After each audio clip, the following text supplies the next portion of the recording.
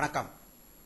அன்பார்ந்த இணையதள நேயர்களே, மீண்டும் www.qcrc.in என்ற இணையதளத்திற்காக நியூஸ் தமிழ் செய்தி அறிக்கையில் உங்களை சந்திப்பதில் பெருமகிழ்ச்சி அடைகிறோம். இன்று 27 மே 2009க்கான முக்கிய செய்திகளை தற்போது பார்க்கலாம்.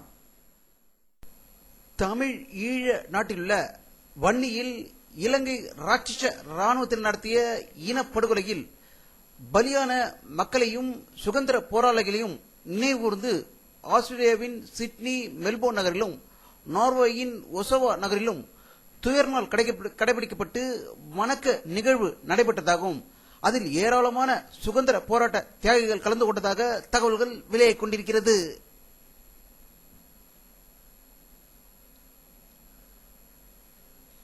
தமிழக காங்கிரஸ் கட்சி தலைவர்கள் திடீரென்று பல அறிக்கைகளை வெளியிடுவார்கள்.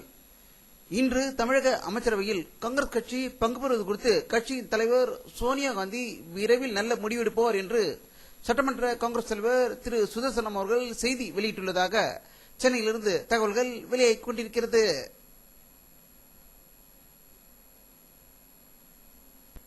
மத்திய அமைச்சரவை நாளை காலை 11:30 மணியளவில் ராஷ்டிரபதி பவனில் விரிவாக்கம் செய்யப்பட இருப்பதாகவும் 14 புதிய கேபினெட் அமைச்சர்களும் 7 இணை அமைச்சர்களும் 38 துணை அமைச்சர்களும் பதவியேற்க இருப்பதாகவும் தமிழகத்திற்கு மொத்தம் 9 அமைச்சர்களும் புதுச்சேரிக்கு 1 அமைச்சர்களும் கிடைத்துள்ளதாக டெல்லியிலிருந்து தகவல்கள் வெளிவந்து கொண்டிருக்கிறது.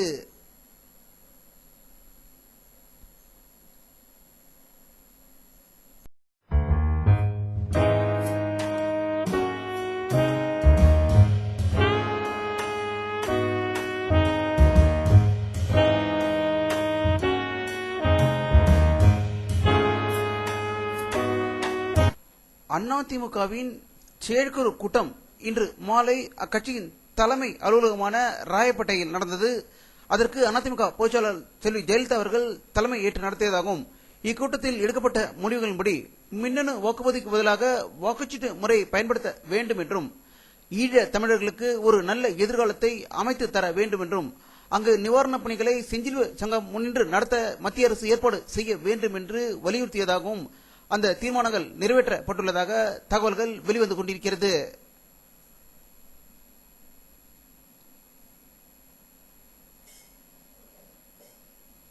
தமிழக முதல்வர் கருணாநிதி அவர்களை தேசிய பாதுகாப்பு படையின் தென்மண்டல போர்ஸ் கமாண்டராக பொறுப்பேற்றுள்ள திரு சுபாஷ் சந்திர ரஞ்சித் அவர்கள் மரியாதை நிமித்தமாக தலைமைச் செயலகத்தில் சந்தித்து பேசியதாக தகவல்கள் வெளியாகிக் கொண்டிருக்கிறது.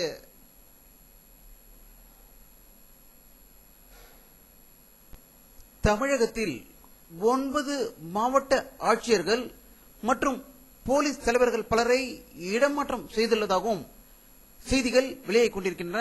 அதில் முக்கியமாக சென்னை கமிஷனராக இருந்த திரு கே ராதாகிருஷ்ணன் அவருக்கு பதிலாக திரு ராஜேந்திரன் அவர்களை சென்னை போலீஸ் கமிஷனராக நியமித்துள்ளதாகவும் இதற்கு இந்த அதிகாரிகள் தேர்தலின் போது ஆளுங்கட்சிக்கு சாதகமாக செயல்படாததால் இவர்கள் மாற்றம் செய்யப்பட்டதாக அரசியல் வல்லுநர்கள் மற்றும் பார்வையாளர்கள் கருத்து வெளியிட்டுள்ளதாக தகவல்கள் வெளியாகிக் கொண்டிருக்கிறது.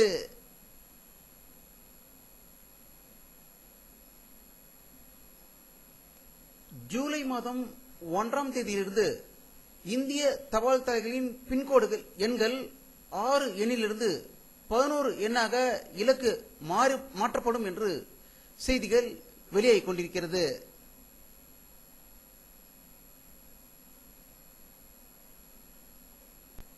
ஜெர்மன் நாட்டிலிருந்து சொகுசு ரயில் பெட்டிகளை டெல்லி மெட்ரோ ரயில் நிறுவனம் இறக்குமதி செய்ய ஏற்பாடு செய்திருந்தது.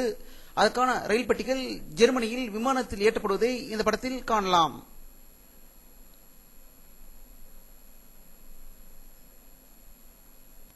முன்னாள் பிரதமர் ஜவஹர்லால் நேரு அவர்களின் 45வது இறந்த தினம் இன்று டெல்லியில் அனுசரிக்கப்பட்டதாகவும் அவருக்கு பாரத பிரதமர் மன்மோகன் சிங் அவர்கள், ஜனாதிபதி பிரதீபா பட்டேல் அவர்கள் மலர் தூவி அவருடைய சமாதியில் அஞ்சலி செலுத்தியதாக டெல்லியிலிருந்து தகவல்கள் வெளிவந்து கொண்டிருக்கிறது.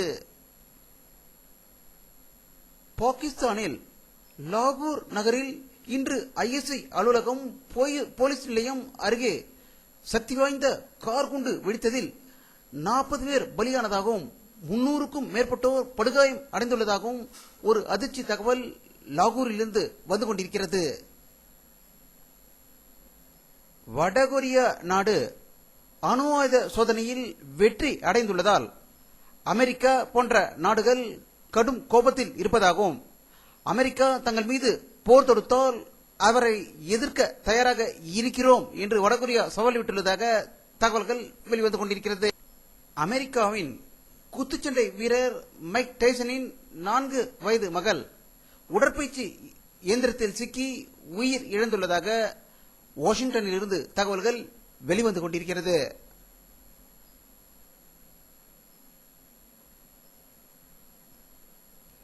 வானிலை அறிக்கை 27 மே 2009 பிற்பகல் 3 மணி எடுக்கப்பட்ட சேட்டலைட் போக்குவரத்தை தற்போது பார்த்துக் கொண்டிருக்கிறீர்கள்.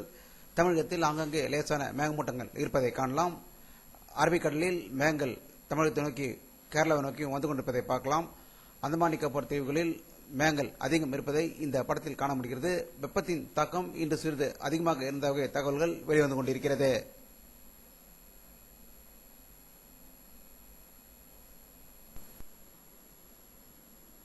இத்துடன் இந்த செய்தி அறிக்கை நிறைவடைகிறது. மீண்டும் நியூஸ் தமிழ் செய்தி அறிக்கையில் உங்களை சந்திக்கும் வரை உங்களிடமிருந்து விடைபெறுவது உங்கள் கே பாலாஜி. நன்றி.